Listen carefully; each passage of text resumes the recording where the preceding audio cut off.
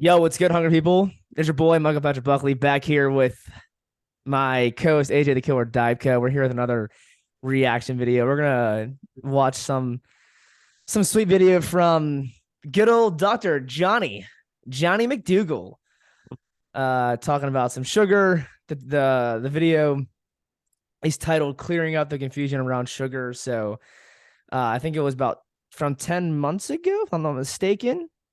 Yeah, 10 months ago. So fairly recent. But anyways, before we get into that, AJ, how's it going, my man? It's going good, MP. I'm excited. I see McDougall was a big one for me. Mhm. I've learned so much from McDougall. I Yep. respect him a lot. I think there's a lot of people that write him off unfairly. Like I think he's Mhm. done for the plant-based world like alone, just Right. amazing things. I think people write him off because like right now he's not as vital as he used to be, or he's Right. older and XYZ's his weight is down, but there's a lot of circumstances people don't realize that are involved in that. Mm-hmm. And what you do have to realize is what he was able to overcome. I mean, he was 18 years old, smoking 3 packs a day, eating whatever, had a stroke at 18, which is just It's crazy. insane. Yeah. And then to be able to clean himself up, lose the weight, go on to help thousands of people with Right. arthritis, heart disease, diabetes, all these things through a Everything. plant-based diet. For people to write him off and be, because he's in his later years, is just It's silly. sad. Yeah. And it's like the fact that I think it was like 5 years ago, people were noticing he got skinnier and he wasn't looking as strong, and he had broken his back. Yeah. Right. He had some vertigo or something, and he fell and broke his back, and he had to rebuild from that. So I don't like when people like write people off. Oh, I hate it. He provides a lot of information, a lot of great information. I do disagree in some instances. Like I'm just not the biggest starch guy anymore. That's not being vegan or not vegan. I just for a while, I see more benefit from green juice and stuff like that. Like I'm more Yeah. on board with that stuff. But regardless, the things that he's done, he has one of my favorite TED Talks of all time. Oh, And yeah. he talks about the population, and he's like, how are we gonna protect our country when our soldiers are overweight and sick? How are we going to take care and save people as firefighters when they have heart disease and they're going Right. into these buildings and they can't breathe? Yeah. It's They like can't we even need run. to look at this from a global standpoint of taking Mhm. care of ourselves. And we can all agree that organic brown rice and broccoli is better than pepperoni pizza. Yeah. But this is the thing, most people are eating that, and now we get into the diet wars of brown rice versus white rice, and we Yeah. get so laser focused, but overall we have a bigger problem here. Oh, way And bigger I think problem. I want to thank McDougall for all he's done, because he's really inspired he's inspired minds that expanded upon all of this. And that's what Brian Clement says, as well as Doug Lyle and Alan Goldhammer. They took McDougall's information and expanded on it and made it Right. more refined. And Love it. McDougall's a G. Yeah. He's a savage, and it does suck seeing him get a lot of what's the word? Black. Just a lot of hate online. Vilified. He's vilified online. For like how he looks, his appearance and whatnot. And it's sad because he does offer so much, and he offers such a clear perspective, in my opinion. And I can really appreciate everything that he has to say. And I've learned so much from McDougall, even if I don't agree with everything he says, but I definitely agree more with what he says compared to Goldhammer. Um, but yeah, so great dude, good heart. He's motivated. Like he's still like, he just loves it so much. He wants people to hear about it and teach them, and, bring his energy to that. And that's what I love about McDougall. So, you ready to dive into this? Yeah. Let's do it, baby. Uh-oh. Sugar. Do I need to eliminate sugar on the McDougall program? If I were to ask a typical consumer what the most harmful ingredient in the Western diet is, likely I'd get the answer sugar. But I want to tell you right off that what they're talking about is simple sugars like in white table sugar, honey, molasses, maple syrup. These simple sugars, they can cause some problems. They're not health food. Eat them in sufficient quantities. What happens is they end up in your mouth, and they cause certain bacteria to grow that rot your teeth. These sugars provide calories and so don't encourage weight loss, even though sugar is not turned into fat readily. These sugars are empty calories, so you get no other nutrients, no vitamins, minerals, fiber, protein, nothing else but just pure white sugar. So they're empty calories. For sure. And in sensitive people, people who have a tendency towards high fats in their blood, high triglycerides, they'll raise triglyceride levels. Yeah, I do So hear with that a that lot. in mind, should you blame sugar for all the atrocities that we suffer for No. that you see in people who live on the Western diet? Absolutely not. You know, sugar is minor on the list concerning Yeah, baby. harmful aspects of the Western diet. I'd have to say if I was going to list them in order of damage, I'd probably list, and it's artificial what I'm going to tell you now, because they're all kind of mixed up. You know, you can't really separate one from another, but let's just try. I would say fat is probably the most toxic when it comes to causing diabetes, obesity, promoting cancer, damaging the arteries, causing bleeding problems. Yeah, if you're going to pick on the components of a food plan, let's go fat first. Then I would go protein. You know, there's never been a case of protein deficiency ever reported. Let's just start there. Okay. I love how he says that. There's never been a case. There obviously has been a case of protein deficiency. I mean, well, what he's referring to make the distinction is like, if you have calorie restriction or starvation, you will, but it's because you're starving. So he's not saying it from a standpoint of like any kind of normal diet. I see. Do you want to speak on anything? I kind of want to just listen to him. Okay, like, okay. Listen. I like what he's saying, but I do want to say, like, I like what he's saying because he's making the distinction that there is downsides to it. He didn't just say there's zero problems with it. Every fucking cell runs on sugar. You know, just let's gloss over any negatives, right? Like he talked about teeth and people who have issues with it. Like it is a thing. It's just not the biggest component. Right. Love it. Let's keep listening. How about problems of protein excess? Well, protein excess, it damages the kidneys and the liver. These are the organs that process this extra protein, and you overwork them with the amount of protein typical to the American diet.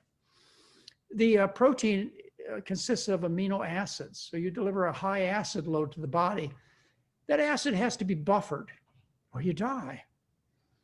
The primary buffering system of the body is the bones. So the bones dissolve and you create a condition of weak bones, commonly known as osteoporosis. And that bone material ends up in your kidneys, solidifies, and gives you kidney stones. So protein, I'd have to say, is number 2. Number 3 would be, well, maybe refined foods. And then you, of course, do a lot of things. You add oils, you add all kinds of components that you think are important to be in the food. And most importantly, you take away from the dietary fiber. So I'd say if you're going to isolate components of the diet, probably lack of fiber would be next. Then would come salt and sugar. The harm to the body from salt and sugar, for most of the population, is minor, insignificant. You know, those with extremes in both nutrients are going to get into problems, but you really have to push your limits to do that. The other important thing I want to tell you about salt and sugar, and you ask about sugar, refined sugar, is it will often make the difference as to whether you eat your food or not, because you want it to taste good. Right. And the primary pleasurable tastes are on the tip of the tongue. They're salt and sugar. So you want to get your oatmeal down in the morning, you add a little bit of brown sugar to the surface. Likewise, that rice dish that you really enjoy, likely most of you, especially when you start to change your diet, are going to enjoy a little bit of salt on the surface of the food. Yeah, tending towards a lower sodium and lower sugar diet, that's important. But learn to like the food is even more important. Now, let me just end this conversation by telling you about Walter Kempner at Duke University. Love this. Walter Kempner was at Duke for 7 decades. For 2 decades, the rice diet supported Duke University primarily, a big part of the university in Durham, North Carolina. The rice diet was brought to Duke University by Walter Kempner. The rice diet consists of white rice, fruit juice, and table sugar. And table sugar can amount to as much as 2,000 calories in people who need to gain weight. White sugar is part of the diet. Now, this diet is used to treat people who are very ill. I call it the diet for the nearly dead. It's an extreme approach that I use on rare occasions, but it's valuable when I do need it. This kind of diet reverses severe heart disease, reverses kidney disease, takes people with morbid, deadly hypertension and puts them down to normal blood pressure. Wow. That's on a diet that is 93% sugar. Yeah, it's not all white sugar. It's rice too, which is sugar in many people's and most people's minds, and correctly is so. You know, the carbohydrates, they have to be complex when it's present in rice and simple when it's present in table sugar. 93% of the calories on the Kempner diet come from table sugar, or excuse me, come from sugar in general, white rice and table sugar. So you need to put things in perspective. Yes, you want to tend towards a perfect diet, but you know, they've heard the saying that perfection may be in the way of success. Beautiful. You don't want that to happen. You want to like your food. You want to make major shifts in your diet that really make a difference, that will cause you to enjoy life more, feel better, and live longer. And those major shifts are in the components of the food, which are centered around meat and dairy. You want to instead switch to rice, corn, potatoes. And if you need, at least when you start out, to make them taste more familiar, then sprinkle a little salt, a little sugar on the surface of the food. And in time, you'll be perfect. I'm Dr. John McDougall. Thank you for listening. I love it. Dude, he's a G. He's a G, bro. Yeah, I want to touch on his fat thing where he's saying fat's number one. Mm-hmm. And I have to make the distinction there because... Wait, real quick. Do you need the video up anymore or no? We're good. Nah. Okay, you're good. Because people hear that and they go, I have to be zero fat. I have to just only fucking eat carbs. And I think that there's a lot of people who won't feel as good. They won't feel as satisfied. And they think they're actually afraid of avocados. Like they're actually afraid of Brazil nuts. They're afraid to have Pyridine protein powder, like things that I would highly, highly recommend. And I think are great. So when he says fat's number one, I know he knows this. But he didn't make the distinction that there's definitely different levels to the fat. And I think that realizing organic stone crushed olive oil is not the same as canola oil. Like those are two different worlds. And avocados aren't the same as bacon. And now I know he's not like, you should have like fucking 10 avocados, right? But I'm just saying like there's definitely a quality version of fat where it's health promoting. Yeah, I mean, I definitely agree with that. And it is kind of sad to see that he is so anti-fat, because I actually think he could use some. I think he could benefit greatly from some avocados or some hemp seeds or, you know, chia seed pudding or something like that. Just because, I mean, he does claim that you can get all your fats from, you know, plant foods that aren't highly dense plant foods, but like all the high carbohydrate foods, which you probably can. You got to eat a lot though, but I'd rather eat less food and get more nutrition from, you know, more plant rich or more fat rich plant foods, and actually have different foods in my diet than just eating like the same stuff every day, every meal, you know? So it does suck to kind of see that, because I mean, even recently, and you know this, AJ, I've been eating like way more fat and protein, and I feel way more satisfied. I feel so good. Like I'm like leaner than I've ever been before. I'm like, you know, like super cut up. So that's what's like, it's so weird, you know, but I'm still mainly high carb. I'm still mainly high carb though. Like when you think about it, but I just started eating more fat and protein, and sure, I feel more stable. I actually want to make a post on this on Instagram, but I feel more stable. I feel more satisfied. You know, I honestly just feel better straight up. So that's why yeah, it could be damaging to some extent if you're doing so much of it, of like really shitty fats. But I mean, if you ever do avocado, I don't think that's gonna, if anything, I see that is more like soothing in the body, you know? Yeah. See, I feel as though McDougall is talking to the people who are eating Domino's and Pizza Hut and Wendy's. Yeah. Those are the people that he's speaking to. And then you get people like us. We were saying this before we got on. Get to people like us, and we're like making that the smallest distinction, like 30 grams of rice or 40 grams. Like how much should I have at this meal? When he's talking to the average person who's like, I drink coffee every day, I drink beer after work, I eat ribs. Right. Those people, the acidosis or the high protein or too much fat, and these people have fucking guts out to the fucking ceiling or to the wall or whatever. I feel like it's relevant to them, But the people who are fucking malnourished, trying to eat fruit all day or whatever, or like super low fat, they only eat like this much oatmeal and this much fucking sweet potato. And Right. you know what I'm saying? Like the people who are super restrictive, I don't think it applies. And what happens is they get so scared of protein and fat because those were the two like demons, right? And then they have fucking no body fat, they have no Right. no teeth. muscle at all, but they're like, it's because protein's so bad. And it's like your ability to perform should reflect how you're eating. Yeah. If you're, I say it a million times, if you're on the bike, if you're an endurance athlete, you need more fucking carbs, 100%. Right. Yeah, no doubt. But if you don't do any of that, you don't have to stuff your face with carbs, and it's not bad to have some avocados. Like, no, it's silly. It is. It's so funny you said that about like your stomach's out to here, because I was in the sauna today and I saw some guy walk in and I'm just like, dude, how is that possible? Like, how can anybody get like that? But you see it everywhere. Like, it's so common nowadays to just be overweight and fat. And it's really sad. And it's like, you have these two camps, really, you have these two camps where it's like, and even we talk about it to where it's like, they're too malnourished, they're starving themselves, or they're just obese, like, let's find a middle ground here. Why can't we find a middle ground? It's always tricky. It's always like one or the other. It's such a hard balance, honestly, for many people. Yeah. Because they have all this information. It's almost like information overload. Right. And it's like, which one do I do? Mm-hmm. Is it my effort that's the problem? Is it the information that's the problem? Is it my circumstances? Is it... And people are trying to figure it out, and a lot of them are doing their best, but they're either led wrong, or they have concepts in their head that they can't break out of, or they can't break out of the concepts they were fucking raised with. Right. And they're like, I can't give up bacon. Like, how could I ever give up bacon? I just love it so much. I mean, I can't breathe, and I have sleep apnea. And they say I stop breathing 200 times in my sleep at night. But God forbid you give something. I mean, this is the thing I never understood. And I think it's like why Alan Goldhammer is the way he is, because I'm similar. If it gives you the result, then just do it so you can have a good life.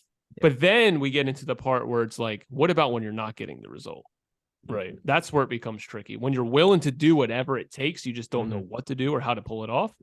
I empathize with those people. I don't as strongly empathize with the people who are like, I'm just not going to try. Because I do have to put effort in. Right. Yeah, those people, like, they're closed-minded and they kind of suck, honestly.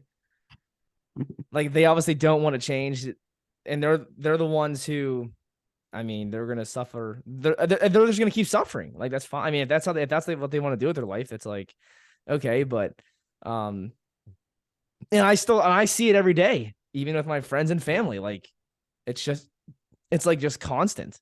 It's sad. Like, no one wants to change, And I think that's why when he's talking about the Kempner diet and the people who are really sick, I do think that a lot of those people probably were overweight. He said heart disease, he said diabetes. Those are notorious with weight gain and stuff like that. So him putting them on a super strict low-fat diet, I think they're going to see results. You're going to see your high blood pressure come down and all of these things. But for people who are just on the other side of that, I think there's a better approach. I think if you're super malnourished and stuff, like, your issues are different than someone who's overweight. They're two different things. Right. Because one is depleted, one is, overly urinating, one's nervous, they can't sleep, they're brittle, they're frail, they're this, they're that. And then you have other people who are like, they can't breathe, they can't exercise, all they want to do is sleep. It's the other side of it. For sure. Yeah, I think overall, though, I think McDougall, I think he said it perfectly. Like, I don't necessarily, I guess, like, the fat thing a little bit I disagree with, but for the most part, I think everything he said was pretty spot on. Like, everyone does want to blame salt and sugar for their issues. Dude, I'm not kidding. I'm not kidding. I was in the spa today at the gym. It's like the hot tub. And there was someone in there who was talking about like, why she's overweight and all these issues that she's having. And she was I'm not kidding. She was blaming salt and sugar for her issues. She was like, oh, I was gonna get salsa at the store, but there was so much sodium in there and there was sugar in there. So, like, I made it at home and I ate as much as I wanted and it tasted amazing and this and that. And in my head, I'm thinking, like, the salt and sugar, it's so low on the totem pole. Like you said before, like, you're eating Wendy's and Burger King and let's say you're adding ketchup. I mean, yeah, of course, there's a lot of salt in that. There's a lot of salt in your fries, and there's a lot of this and a lot of that. But what about the fat and protein? Like that's why I do think if you do eat higher carb, you can easily get away with eating, refined, processed salt and sugar and not see excess weight issues versus somebody who is, eating high fat, high protein, and they're adding the sugar because they need it for the food to taste good. It's funny because when he says add brown sugar to oatmeal, I'm like, because oatmeal tastes like ass. Yeah, oatmeal does suck. It like I tell Ages all the time. I'm like, if I eat oatmeal, I'm adding brown sugar to it no matter what. Like that's just Right. that's just how it is. So I don't care. I'm not even gonna argue against that. For some people it works great. I'm just like, fuck oatmeal. Yeah, I mean, yes, if you add you got to add stuff to it though. Like oatmeal. Let's be real. Oatmeal alone is not good. You gotta add stuff. Yeah, and I think that's why I don't eat it. I think if I am of the camp that if you have to like add a bunch of stuff to stuff, it's just kind of like, and you're arguing it's natural food and it's best for humans, like that's where I get a little silly about it. Because you can have like fruit that's fucking 10 out of 10 amazing. Even mangoes can be good if it's super high quality. But that's the point. But like no matter what, oatmeal just sucks. I mean, how many unless foods... you add other stuff. Yeah, but like how many foods are like, let's even look at animal foods. Like if you're eating steak, you're adding salt to it. If you're eating eggs, you're probably adding salt to it. You're probably adding but I would argue or... that they can taste good without it. But people are gonna make rice, people are gonna add stuff to it. Yeah, right. So pretty much anything, you're probably gonna add something to it. But I would argue that rice tastes good on its own if you have a clean palate, where with oatmeal, I don't think it does. I agree with that. Even though I love adding stuff to my rice. So your fucking point doesn't matter then. Yeah, and same with potatoes. Like you make a sweet potato, a Japanese sweet, or you make like a russet potato or whatever. Yeah. Red potato organic. Like it does taste good if your palate's clean. But oatmeal, teff, quinoa, fucking pure shit. I mean, I like what you said though, because you brought up to me, you were like, dude, like, how do you feel when you add like sauces and stuff to your food? And I'm like, I mean, I feel amazing. He's like, well, who cares? Just do it then, Like, so yeah, like I can sit here and I can eat potatoes without adding anything. But I see a benefit in adding something, not only because of the taste, but because potatoes are so damn high in potassium. And when I'm eating a ton of potatoes, I like to balance it out with some sodium. Right. So and like, here's the thing. I'm sure there could be some... Yeah. I'm just saying in terms of like, if you want to argue something's the most natural food for humans, I do think like taste is a part of that, Yeah. Because a lot of times natural taste, whether you add stuff or not is really irrelevant. Because I'll add blueberries to oatmeal and it goes way up, right? But I'm just saying oatmeal just sucks by itself. Well, I feel like you're adding something for the benefits of adding it. Like you're adding that for the nutrient benefits of that food. And for taste. It does taste good though to have. Yeah, I guess that this is more of a conversation for a different day, AJ. Because I think this is it's extremely relevant to talk about this. Like even it's kind of like, what should we be eating? Should you be adding stuff to your food? Should we be adding salt and sugar? Like all that kind of stuff. So we'll dive into that later. Awesome. Well, let's wrap up then. But yeah, I think overall, great video from McDougall. Pretty much spot on with a lot of stuff. I think it can go both ways. I think like salt and sugar can definitely cause issues. I think high fat, high protein can cause issues. It just depends on, who you are, what you're doing with your life. And obviously there's like 1,000 factors, but I think overall though, what he says is perfect. So that's all I got. Yeah, and MP, if you can put down below the McDougall TED Talk for those interested, it's really good. Okay. Yeah, I definitely will. You want to send that to me and I'll put it down there? Yeah. I love it. I got you. Cool. Awesome, guys. Well, that's all for the reaction video today. With that, stay up, be great. Always keep it 100, baby. Stay sweet and hungry.